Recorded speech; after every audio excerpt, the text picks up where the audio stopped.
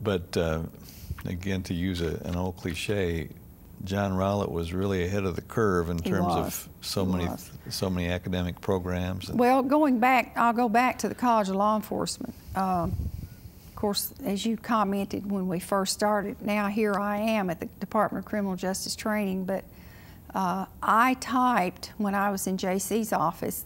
I'm going to go back to something about Dr. Martin too here. Dr. Martin wanted the Stratton building built, and it was not approved by the Council on Higher Education. It had to be approved by that body. He had actually been awarded a Danforth Foundation grant to go abroad and study, I think to China, for a year. And so I recall this vividly. He came into JC's office and he told him that he had canceled that grant, that award, and had advised the chairman of the board at the time, who I believe was Bob Bigley, that he was not going to take that leave of absence and that he was going to get the Stratton building. And so JC actually wrote that proposal, I'll call it, to send to Frankfurt for the Stratton building to be built. I typed it.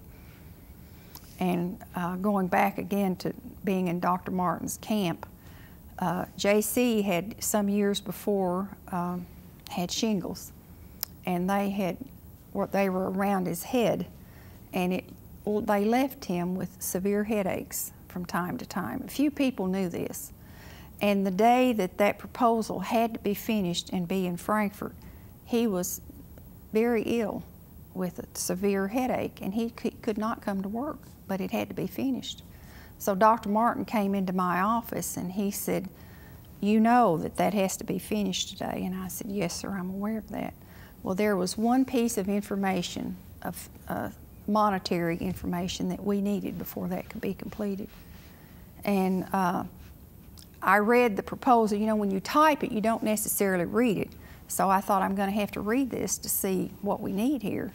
And it occurred to me that it had to be some information from Student Financial Aid. At that time, Herb Vesio was director of that office. So I called Herb and I got an amount of money that I thought was what we needed, and I plugged it in there, and it was correct, thankfully. And so the rest is history. He did get the Stratton building, and he later came to me, Dr. Martin did, and asked me how I knew what to put in there. And I said, well, I read through it and I determined that that's what needed to be done. And thankfully that was correct. I wanted to move to the more recent past, the late 90s and early 21st century. We experienced two relatively short presidencies, Robert Custer, Joanne Glasser. How would you characterize the campus during those presidencies?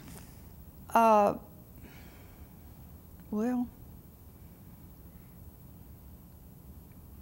I'm going to have to use the word unrest, unhappy, uncertain,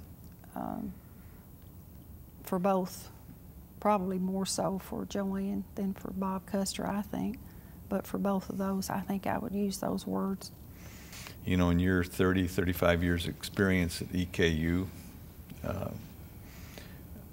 to what extent has the place changed, and to what extent has it remained the same, do you think?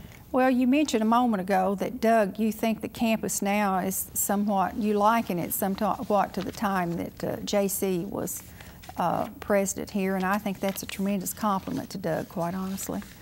I think there's just been a sigh that's gone out across the campus. Doug, there are probably few people who could have been hired in that position who would know any more about EKU than Doug Whitlock. JC, I thought, was a great mentor to him. There is no person that knows as much about EKU as Doug Whitlock, I don't think. Outside of me, no, that's probably true. But of course, Doug, he's been connected much longer than I have. But that's true. That's very true. As a matter of fact, and you and I have talked about this too, I've had several folks say to me, and even you said that, you have had it said to you that perhaps it would have been well if Doug had been president when Dr. Funderburk retired. And I disagreed. I think Doug is president at the right time. Mm-hmm. Yeah. I don't think we would have appreciated Doug like we do now. No.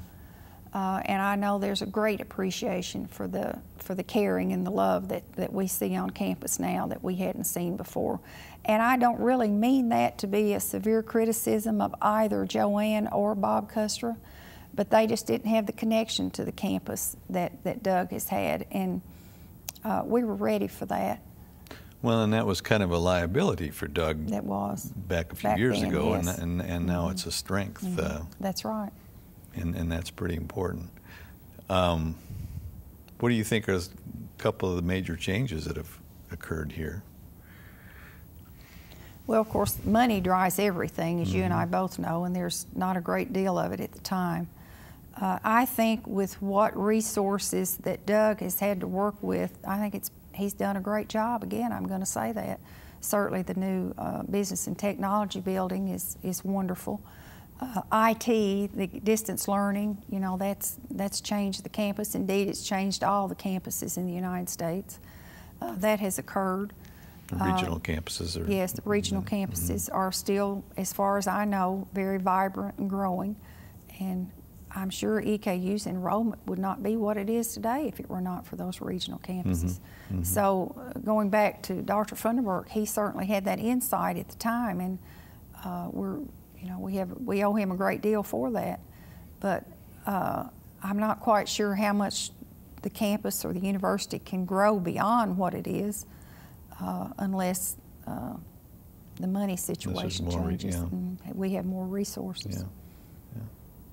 Well, we could continue this for a long time, but for those of you that have been watching, I'm sure you'll agree that we've learned a lot more about EKU today than we ever could have if it weren't for Donna Masters. And so, Donna, thank you very much, and we'll talk again. Very well. Thank you, Paul.